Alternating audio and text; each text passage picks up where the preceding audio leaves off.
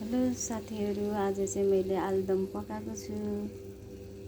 हेर्नुहोस् त, आलुदम अब खाँदा चाहिँ कस्तो हुने हो।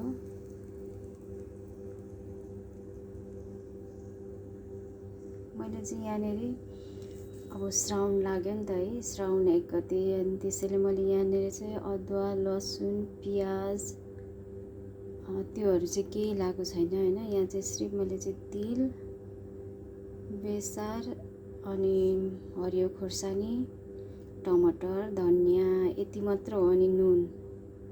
अनि मैले यहाँनिर चाहिँ एउटा हुन्छ नि यो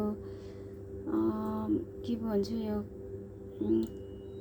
के अरे कालो जिरा क्या हो, त्यो लगाएको छु हैन। त्यति हो, अरू चाहिँ केही छैन है साथीहरू। अब कस्तो हुन्छ खाँदाखेरि, हजुरहरूले पनि बनाएर खानु होला।